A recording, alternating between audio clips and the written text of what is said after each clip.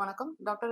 Delivery ஆயிடுச்சு. அடுத்து நான் என்ன ஃபிட்டா வச்சுக்கணும், நான் எப்போ என்னோட எக்ஸசைசஸ்லாம் ஆரம்பிக்கலாம், எந்த மாதிரி எக்ஸசைசஸ் பண்ணணும் அப்படின்னு கேட்குறீங்கன்னா வாங்க இந்த வீடியோ பார்த்து தெரிஞ்சுக்கலாம். ஒரு நார்மல் டெலிவரி ஆன பேஷண்ட்ஸ் வந்துட்டு ஒரு 6 வீக்ஸ் கழிச்சிட்டோம், ஒரு சிசேரியன் ஆன பேஷண்ட் வந்து ஒரு 3 months கழிச்சிட்டோம் நீங்க எக்ஸசைஸ்லாம் பண்ண ஆரம்பிச்சுக்கலாம். இந்த 6 weeks to 3 monthsன்றது ஒரு ரெஸ்ட் பீரியட். அந்த டைம்ல வந்துட்டு நீங்க பேபியோட டைம் ஸ்பெண்ட் பண்ணி லாக்டேஷன் எஸ்டாப்ளிஷ் பண்றதுக்கும் பாண்டிங் எஸ்டாப்ளிஷ் பண்றதுக்கும் உங்களோட ஸ்கார்ஸ் எல்லாம் ஸ்கார் ஹீலிங் ஆறதுக்கும் உங்க கர்ப்பப்பை இன்வல்யூஷன் அதாவது கர்ப்பப்பை சுருங்கி பேக் டு பெல்விக் ஆர்கனா மாறதுக்கும் இந்த டைம் பீரியட் ஹெல்ப் பண்ணும். ஸோ இந்த டைம் பீரியட் வந்து நீங்க இதுக்கப்புறம் அந்த 6 weeks நார்மல் டெலிவரி ஃபாலோ பண்ணியும் 3 months ஆஃப்டர் சிசேரியன் டெலிவரியும் நீங்க எக்ஸசைஸ் பண்ண ஆரம்பிக்கலாம். நீங்க யூஸ்வலாவே வெயிட்ஸ் வச்சு எக்ஸசைஸ் பண்ணுவீங்கன்னா தாராளமா அதே மாதிரியே பண்ணலாம். ஆனா ஸ்டார்ட் பண்றது வந்து கொஞ்சம் லோ வெயிட்ல ஆரம்பிச்சு கிராஜுவலா அப்படியே கொஞ்சம் கொஞ்சமா வெயிட் இன்க்ரீஸ் பண்ண ஆரம்பிச்சுக்கோங்க. அதே மாதிரி கார்டியோ எக்ஸசைசஸ் பாத்தீங்கன்னா வாக்கிங் ஆகட்டும், ரன்னிங் ஆகட்டும், ஸ்விம்மிங், சைக்கிளிங் ஆர் பேட்மிண்டன் எதுனாலுமே நீங்க வந்துட்டு அந்த பீரியடுக்கு அப்புறம் நீங்க பண்ண ஆரம்பிச்சு